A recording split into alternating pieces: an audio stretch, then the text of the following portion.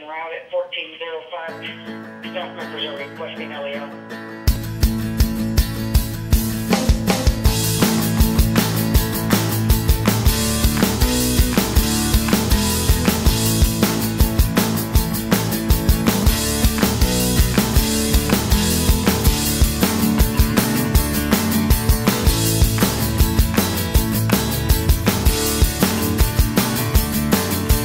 This week we'll be focusing on pedestrian safety and crosswalks.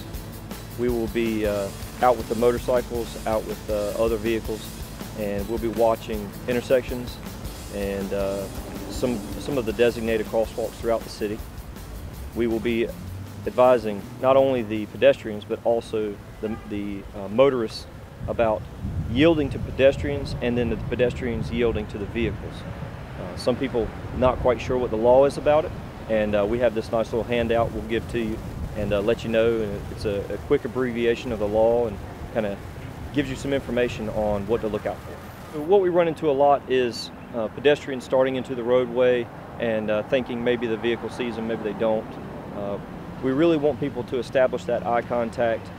Even when you step out into the roadway, even if you do have the right-of-way, we want to make sure that you're keeping an eye on those vehicles and yielding to them if they do fail to yield to you. Hopefully we'll be in the area to correct that type of issue. So we do see a lot of pedestrians crossing in random places throughout the roads.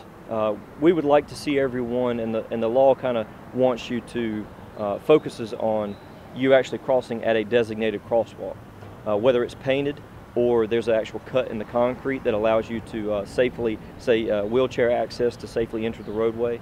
If you see that wheelchair access, that's a pretty safe bet that that's where we would like you to cross. If there aren't any designated crosswalks, say with the paint, you can always look to sidewalks. If the sidewalk connects from one side to the other, that's a safe bet that it's going to be a good crosswalk. If there are no official crosswalk though, within about 25 feet of that intersection where the vehicles actually cross, that's a good bet. That's a good sign that you can cross in that area and you'll be covered by general statute. So crossing in areas not designated as a crosswalk, either by the painting or by an intersection or near an intersection, can be very hazardous for you. The vehicles are not expecting pedestrians to be crossing in that area. Okay, so some questions are about safe operation of actual bicycles. Of course, it's always safe to wear your helmet. Under 16, you really need to have that helmet on, not being on the roadway. The legislatures have actually really looked out for bicyclists, and they've improved the distance. You have to be 4 foot away from a bicyclist on the roadway if you're passing him in a vehicle. The bicyclists also have to abide by the same rules of the road as a vehicle would, as a motor vehicle would. You have to stop at stop signs, you have to stop at stoplights, you have to give the appropriate signals when you're turning. That way you're letting other vehicles know what your intentions are.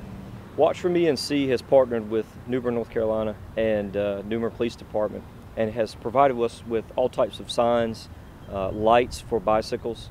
The law requires you at night to have a forward-facing light and a rear-facing light on your bicycle, and we do have a limited number of those to give out to those who may be in need. We also have signs posted throughout the roadways where we may be doing enforcement in that area for pedestrians and for bicyclists. So according to Watch for Me NC, approximately 3,000 pedestrians are hit each year and 850 bicyclists are hit each year. So two of the key aspects for Watch for Me NC is number one, education and promoting safety, whether that's through classes or educational documents. Number two is a high visibility enforcement, and you'll be seeing that throughout New Bern all this week.